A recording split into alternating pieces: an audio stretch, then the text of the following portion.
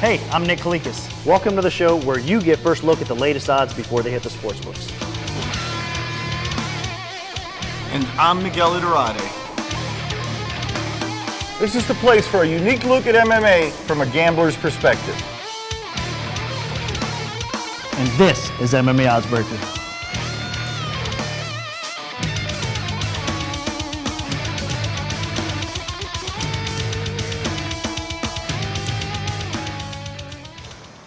Welcome to the show. Nick Kalikas alongside Miguel Itturate. On today's MMA Oddsbreaker, we're going to get things started by taking a look at two hot shows coming right up. Strikeforce's Luke Rockhold versus Tim Kennedy, and UFC 149 Renan Barao against Urijah Faber. And on today's Oddsbreaker segment, I'll be joined by our very own Luca Fury from MMA Oddsbreaker and also Larry Pepe from ProMMARadio.com. Both guys will help me break 4 original odds that have not hit the sportsbooks yet.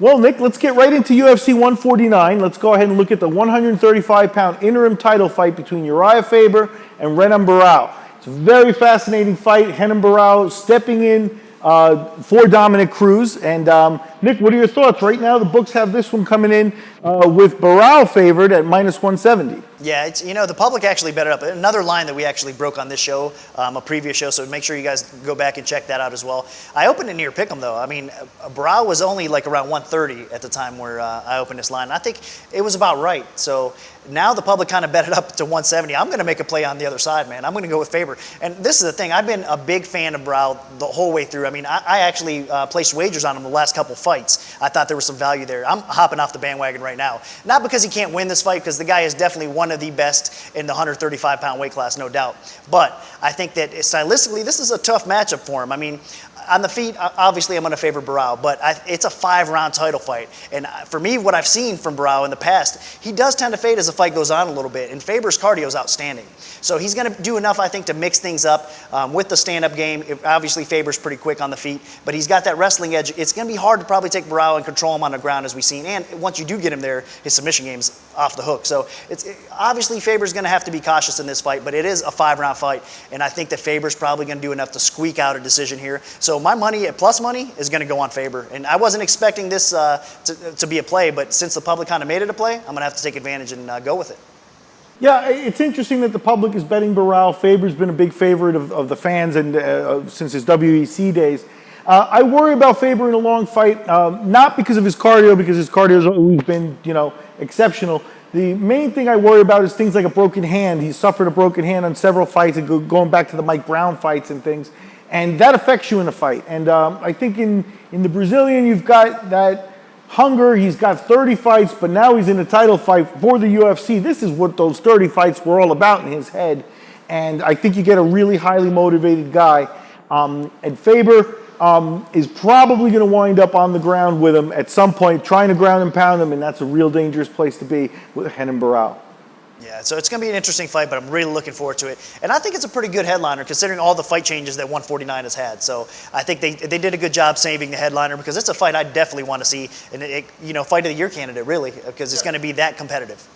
Yeah, I'm not a fan of interim titles, but if anybody deserves an interim title fight, it's this fight. A guy who's 29-1, and Faber, a former champion in his new weight class where they're looking to ascend him again. This has all the makings of the class. Yeah, I definitely agree. For the last fight, we're going to take a look at another UFC 149 bout. Much anticipated debut in the UFC for Hector Lombard, taking on Big Tim Boetsch. Hector Lombard, a heavy favorite, about a 3-1 favorite. Nick, what are your thoughts on these lines? Well, in this particular fight, another fight that we actually broke on the last episode of MMA Oddsbreaker, an intriguing fight, and a lot of the general public opinion has been like, man, Lombard's a high favorite, he's too high of a favorite. And that could be, minus 300, 310 where he's at right now, could be a little high. Boetsch is a big guy, a big, strong guy at middleweight, and he's definitely dangerous. I just think the speed of Hector Lombard, and obviously the knockout power that comes along with it, his judo background we all know too, he's got some great wrestling. I think he's going to win this fight, honestly. I think it's a bad matchup for Tim Boetsch, even though he's going to have the size and strength advantage over Lombard. Lombard's going to be too fast fast on the feet, he's going to catch him and probably knock him out. That's what I think is going to happen. If not, he's going to do enough, I think, to win a decision. So even though the line might be a little high and hard to bet at this spot, it's kind of why I put it that high, because I'd prefer a little bit more action to come in on Tim Boetsch, the underdog here, and see how it goes. But it's not a fight I would definitely wager huge or even put the sports books on huge either side. You know what I mean? It could go either way, but I do lean towards Hector Lombard in this fight. And I maybe put him in a parlay, not a straight bet, but probably parlay him. Yeah, I like Hector Lombard. I like everything he's done in his career. I think he's coming to the UFC with a good bit of pressure because it's been a rare signing. This isn't what the UFC normally does. The UFC normally goes in and scoops up, fighters that are coming and rising on other shows and takes them under their wing. With Lombard was already a guy established as one of the poster boys at Bellator, the #2 company, and UFC made a bit of a concerted effort in an offer that Bellator didn't want to match. It puts a little bit of pressure on him coming in, and it'll be interesting to see how he handles that. Everything else points toward Tim Boetsch taking a loss in this fight, but how will Lombard handle the pressure of the big show? That should be a deciding factor in this fight. Yeah, and it's definitely another fight that I'm looking forward to see how it unfolds, because I've been expecting Hector Lombard to come over to the UFC for a while now. I think the guy definitely deserves it. At 185, he's a force to be reckoned with, so hopefully he does come away with the win, and we have another maybe contender down the road for Anderson Silva or Chael Sonnen.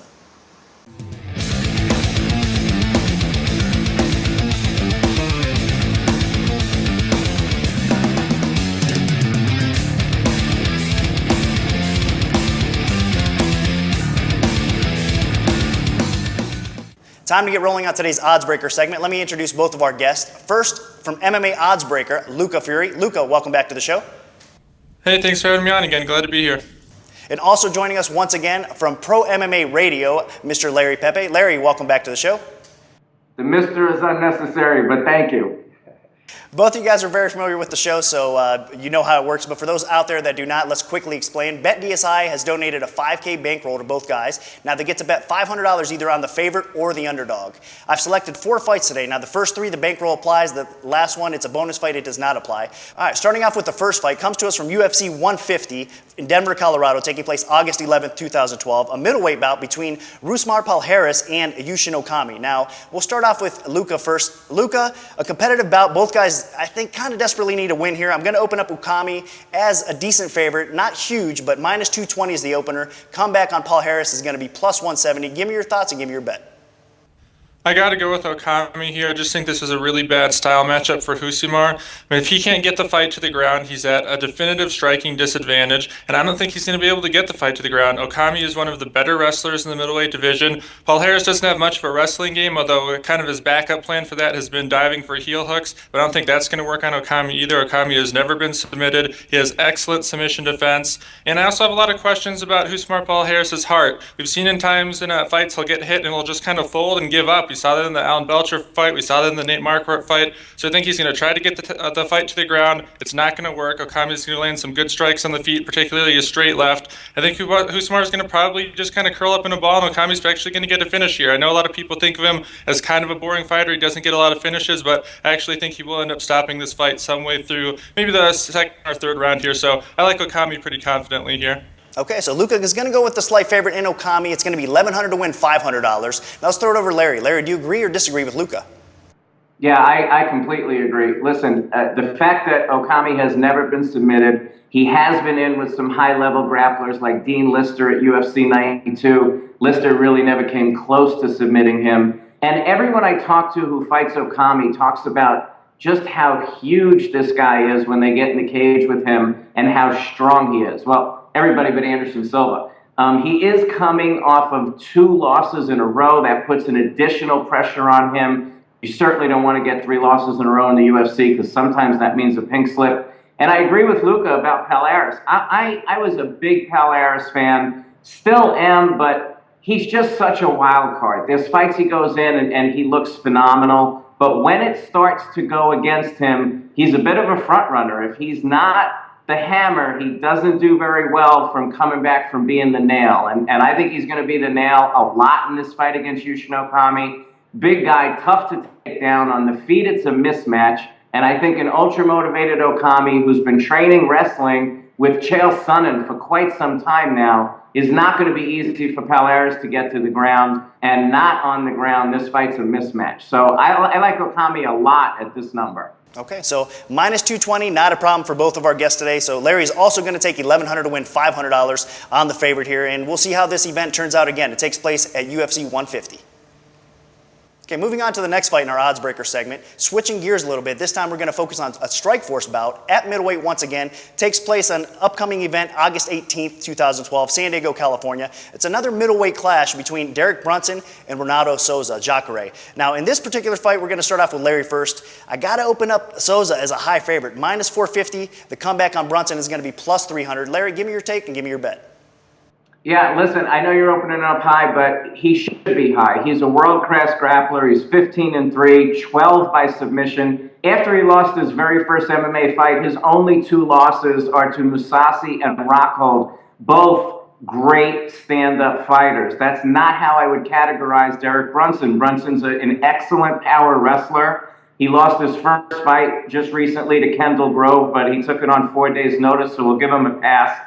But he's never been in with anybody the likes of Jacare. Lumumba Sayers, probably his best win. Sayers had 5 subs and 6 wins. But the difference in the grappling of a guy at that level versus a Jacare is just they're worlds apart. Jacare's fought much tougher competition. And if Brunson executes his game and puts Jacare on his back, Jacare has no problem with that, and I think that's a dangerous position for Brunson to be in. Jacare only loses so far to great stand-up guys. I don't categorize Derek that way. I think this is Jacare all the way. Okay, Larry is going to lay the juice minus 450, so it's going to be $2,250 to win $500 on this particular matchup. Now let's throw it over to Luca. Luca, do you agree or disagree with Larry on this fight? I definitely agree with him, and I also agree with his point about Jacare's kryptonite being stand-up fighters. And it's not just stand-up fighters, it's also his chin. He doesn't have the best chin, he is susceptible to being knocked out. But the thing is, Brunson doesn't have much power, and he doesn't really have much of a stand-up game either. I think Jacare here is the better striker, definitely better on the ground. And in terms of the wrestling, as good of a wrestler as Derek is, Jacare's wrestling has improved so much over the years that I don't actually think that Derek's even going to be able to take him down. I think Jacare will be able to dictate where the fight takes place. I think he's going to choose to stand up. I think he's the much better striker. We saw in Derek's last fight against Kendall Grove where he lost a split decision, and yeah, some people thought that he might have deserved the win, but either way, he did not look good in that fight at all, and Kendall Grove was destroying him on the feet. If Kendall Grove can do that, I don't see why Jacare in his improved boxing can't do something similar. I like Jacare really big here. I think he either gets a knockout at some point or a submission. I just really think this is a very bad style matchup for Derek Brunson. I know the line is steep, but I still think there's value in that. I think this is a very, very safe fight for Jacare, as long as he doesn't get hit with maybe the best punch that Brunson has ever thrown throughout his entire career. I don't see a way Jacare loses, so I like Jacare for sure here. Okay, so Luca Fury also going to lay the juice minus 450, so it's going to be $2,250 to win $500 on Jacare, and both of our guests agree on this fight, and they're saying lay the juice at $450 against Derek Brunson. Okay, sticking with the Strikeforce card, again on August 18th from San Diego, California. This time it's going to be a welterweight clash between Tarec Saffiedine and Roger Bowling. Now, a big battle for both these guys. They're trying to get in title contention for the Strikeforce strap here. And we're going to start off with Luca first on this one. Tarek's going to come in as the favorite, minus 305. The comeback on Bowling is going to be plus 235. Luca, give me your take and give me your bet. I definitely like Saffiedine here. I think he's pretty much better in every single area than Roger, except maybe pure athleticism. I would give Roger an advantage there, but Tarek's a better striker, wrestler, grappler. We've seen Roger, they tried to build him up as this great prospect. He never really kind of panned out. You look at his resume, he hasn't fought a whole lot of good people, has some questionable losses. Saffiedine has fought the much better guys. In addition to that, he has all the skill advantages here. I think Tarec, if he wants to fight to the ground, I think he can probably get it there. If he stays on the feet, I definitely think he's better there as well. I think he has a better chin. Bowling probably has a bit more power, but I think Tarec is overall more technical there. So I think this kind of like the last fight is just a bad style matchup for the underdog here, and I got to go with the favorite once again.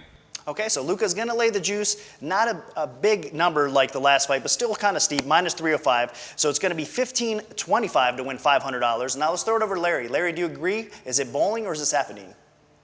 Actually, I'm going to go with Bowling on this one. If you told me it was a pick'em, I would go with Saffiedine, but to lay 3-1 on Saffiedine, he's a guy, 7 of his last 8 fights have gone to decisions. 2 of them have been split decisions. I do think he's the more technical striker, but I think Bowling is the more powerful striker. Bowling has not fought the best competition. He's actually 11 and Bobby Voelker. His only 2 losses coming to Voelker. His last 2 wins really against guys that nobody would recognize. But he himself has said that it was hard to get motivated for those fights, especially the last one when Brandon Salling was a late replacement. I don't think either one of those guys brought out the best in him. I think he hits hard. I think he is very athletic. And in a 3-round fight, I can see where a cardio advantage would come into play against a guy who constantly goes to decisions. So because of the number, I'm going to go with the underdog in Bowling plus 235. Okay, so Larry, find some value in the underdog here, plus 235. It's going to be 500 to win, 1175 on Roger Bowling. So this time our experts disagree on this fight, so tread cautiously as both picked different sides. Okay, switching gears again. This time it's a bonus fight on the Oddsbreaker segment. And from Bellator. For me, this is one of the most exciting fights coming up, even though it is from a smaller organization.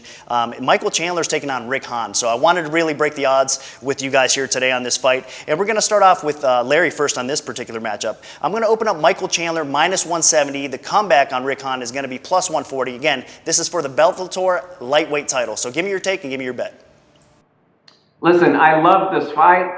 Chandler, 10-0, 7-0 in Bellator. And what I like about him is he's just relentless. He keeps coming, high-level wrestling, and he has a great chin. And I think that's going to be a big part of this fight. He took some huge shots against Eddie Alvarez and just never stopped. And I suspect the same thing here. He reminds me a little bit of Chael Sonnen in that regard, in that they're elite wrestlers who also have good enough chins to take some punishment and still get deep and get the takedown. Hawn has been impressive, no doubt about it. 14-1, 9 by knockout. He definitely, I think, has a power advantage over Michael Chandler, but I don't think it's going to matter. I think he's going to get worn out. I think Chandler's pace will be too much, and I think Chandler retains his lightweight belt in Bellator. Okay, so great stuff from Larry. He is favoring Chandler in this particular matchup, and it's going to be $850 to win $500 on that play. Let's throw it over to Luca. Luca, do you agree or disagree? I do agree. I know I'm on all favorites for this episode, but that's just the way it happens sometimes. I got to go with Chandler here, though. I can't take the price on the dog. I definitely like Chandler to win. I mean, if you look at Rick Hawn, yeah, he's looked really good since dropping down to lightweight against guys like Lloyd Woodard and Ricardo Tiroloni, but then he fought Brent Weedman and didn't really look all that great. He also faded a little bit in the 3rd round, whereas Michael Chandler, excuse me, he looked phenomenal against Eddie Alvarez. He looked great against Patricky Freire. He's looked great his entire time in Bellator against better fighters than Rick Hawn has fought. So as far as the competition, I got to give an edge to Chandler there. I thought he's fought the better guys and has looked better doing it. And as far as the skills go, Hawn, he is more powerful, but he's actually kind of slow in the stand-up. I think Chandler definitely has a speed advantage. Chandler has the wrestling advantage where Hawn has a judo advantage, but I think that Chandler's wrestling will be able to be more effective here. We've seen Hawn's judo has not looked all that great in MMA. In terms of submissions, neither guy actually has that much of a submission game, even though Hawn has that judo background. So I think the fight will probably be on the feet. If it does go to the ground, I think it'll be Chandler initiating it. But on the feet, I really like Chandler's speed to win the fight here. I think he has very good in and out movement. We saw in his fight versus Patricky Freire, who's a very dangerous, powerful striker. He's able to get inside with jabs and hooks and then get out before Patricky could even counter him. I think he can do something similar to Hawn. I definitely think he has the better cardio. He also has a great chin, like Larry said. So I think we're going to see this probably go to the 4th, 5th round and probably even see a decision. And I think over the course of those rounds, Chandler will just be a little bit better in the striking, land a little bit more, not get clipped with anything too big. And I think we see him defend his title in a pretty impressive win. Okay, so Luca is also going to roll with Chandler here. It's going to be $850 to win $500, and I think it's going to be an ultra-competitive fight, but you guys are probably on the right track here. Both of our experts agree that Chandler is a side over Hawn. Stay tuned for what Miguel and I have to say during our Oddsbreaker adjustment segment. All right, guys, fantastic job on today's Oddsbreaker segment. Before we let you go, this is the time where I'll let you guys say a few words. Let's start off with Luca first. Anything you'd like to say before we let you go? I just want to say thanks again for having me on the show. I always love doing this. Make sure you guys check out MMAOddsbreaker.com for more betting-related content. Also, check out the MMA Oddscast. It's an audio podcast that Nick and I do. And follow me on Twitter. I'm always down to talk wagering and MMA on there. I'm at Gambling Fury. Okay, Larry, what about you? Anything you'd like to say before we let you go? Yeah, I had a great time as always. Thanks for having me on. And people can follow me on Twitter, real simple, at Larry Pepe, and Pepe is P-E-P-E. And they can check me out at ProMMARadio.com. That's my radio show that I've been doing for the last couple of years. And we also go out to the troops for the American Forces Network. So thanks to all the men and women out there who watch over us. Okay, once again, great job, and looking forward to having you guys back on the show. Welcome back to the show. We're coming out of another hot odds breaker segment. Luca Fury, Larry Pepe, two experts, always giving great information. Nick, we're going to have to adjust the odds. Why don't you go over for the people how we adjust the odds and what went on here? Those of you guys that pay attention to how the lines hit the sports books out there, then you know when they do first hit the books and a couple max bets come in, you do see some movement in the line. So we're going to almost take that same philosophy here and put it into play with our odds adjustment segment. Starting off with the first fight that the guys both took, it was Okami over Palhares, now at UFC 150. Now, I opened Okami minus 220, so about 2-1 favorites. I think it's a fair line. Maybe it should be a little bit higher, so I am going to adjust it because both of our experts obviously did come in on that side. I have a lot of respect for Larry and Luca. So they're saying that Okami's probably going to get the win. I think so too. I mean, obviously Palhares is always dangerous. We know his wrestling's outstanding, and not just that, I mean, his submission game is where it's at. I mean, he gets a hold of your leg, it's over pretty quick. So the danger is there for Okami, but I do think he's going to do enough to keep this fight on the feet. And on the feet, he should have his way with Palhares. Now, obviously, he's got some power too, Palhares does, on the feet, so he could throw one of those haymakers and maybe catch him. And we've seen recently Okami's chin be a little bit suspect, but I think he's going to bounce back, as Larry said. He's going to be motivated and want to win this fight. I'm going to take this line and adjust it a little bit. 20 cents actually on the favorite. So from 220, it's going to hit the books at minus 240 now for Okami. The comeback on Palhares is going to be plus 190. So a little bit of movement here. We're going to get Miguel's thoughts on this one. You know, I just think Okami's the better fighter, and sometimes it just really comes down to it. I don't see too many ways for Palhares to win. I think the guys were very right in pointing out that Okami in a near 30-fight career has never been submitted, and I think it's going to be hard to take him out with a submission, especially for Palhares. And Palhares, yeah, you know, if he grabs a hold of your leg, he's going to submit you. And that really wasn't the case last fight. You know, somebody solved some of his little tricks over there and put it to him. And as you saw, we saw him fade, and he didn't have a lot of answers beyond that. He got out of the fight pretty quick after that. And that's a bad sign with a guy like Okami, who's a veteran, who's never going to give up, and he's going to keep coming at you.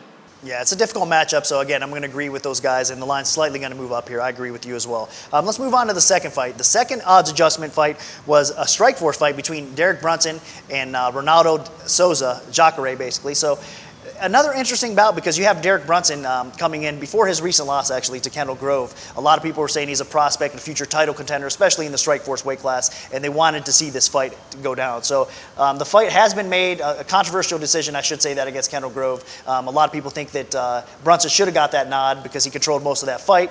But it was an interesting fight, to say the least. So if you guys out there have not seen that fight, I urge you to go check it out before you make a play on this fight here. But both of our guests did come in and take the favorite. I opened at 450 and didn't hesitate. They think it's a really bad matchup for Brunson. And I agree with them as well. I mean, no matter where this fight takes place, he's going to be a level ahead. Jacare is. You know, he's better, I think, on the feet. He's better, obviously, on the ground. The only department he's not going to be better in is wrestling. But a strong wrestler against an amazing BJJ guy, not just a normal BJJ guy. Let's see, Jacare is one of the best all-time grapplers in the sport for sure. So against a guy with that kind of level, you don't really want to take him to the ground.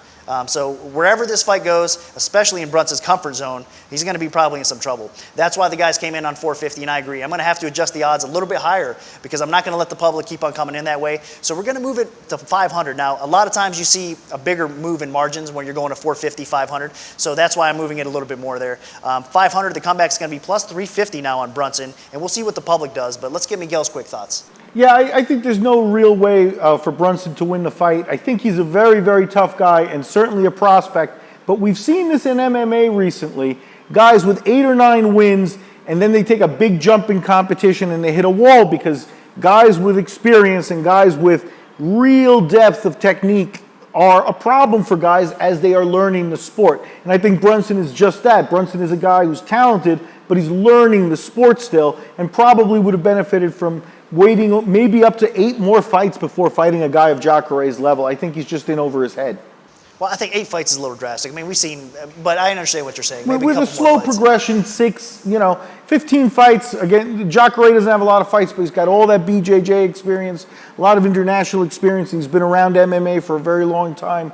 First appeared on the scene in Abu Dhabi. Has always had a killer instinct, and I just think he's just going to be light years ahead in instinct and in his techniques. Yeah, and I mean, I'm impressed by his progression because he was a BJJ guy. Now he's got decent stand-up we've seen in the past as well. So his progression is really outstanding. And I wish more MMA fighters kind of have adapted that thought and gotten a little bit more well-rounded if they are just mainly grapplers. So Jacare is the side. He's going to move up a little bit as far as price goes here. Okay, moving on. Also sticking with Strikeforce, though, it was Roger Bowling versus Tarec Saffiedine. Now, both of the guys did split on this fight. It's going to be a competitive fight, and I think a lot of the betting public's going to be split on this fight as well. I personally think that Tarec Saffiedine, I know it's a high price. I did open him at minus 305, but I think he should be around a 3-1 favorite over Bowling. The public loves Bowling. He's a very talented fighter. He's got good wrestling. He's got good stand-up. He's got good speed. But what he doesn't have, I think, is that toughness that he needs to win over a guy like Saffiedine. Saffiedine can stuff the takedowns on the feet. We all know what he's capable of. So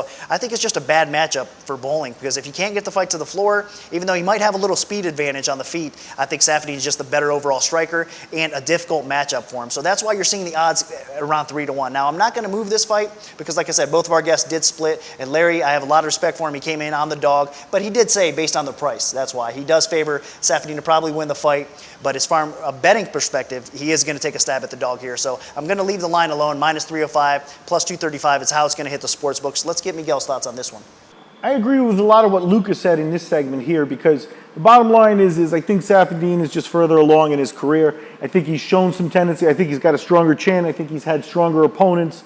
And Roger is another one of those guys that may be considered a prospect, but I just don't think he has enough fights to solve this problem in front of him right now. I think the other guy is probably a little bit further along, and that should show. And it shows in the odds. I think the odds are right on. I think Saffiedine should be heavily favored in this fight. Yeah, I'm curious to see what the betting public is going to do with the line if we see it go up or down a little bit. But I think ballpark 3-1 is where it should stay.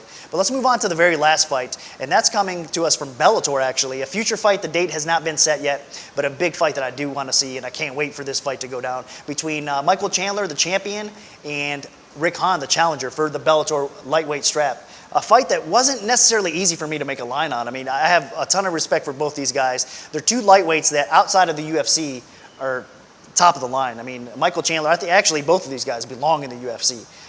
And they can be very competitive with a lot of the upper echelon fighters in the 155 weight class. And that's saying a lot considering how deep that 155 weight class is. So again, a Bellator fight for the lightweight title. I opened up Chandler minus 170. The comeback on Hawn was plus 140. And again, not the easiest line for me to set because I could see it realistically going either way. It's a 5-round title fight. I think the Chandler is going to have a lot of advantages, as both of the guys, I should say this as well.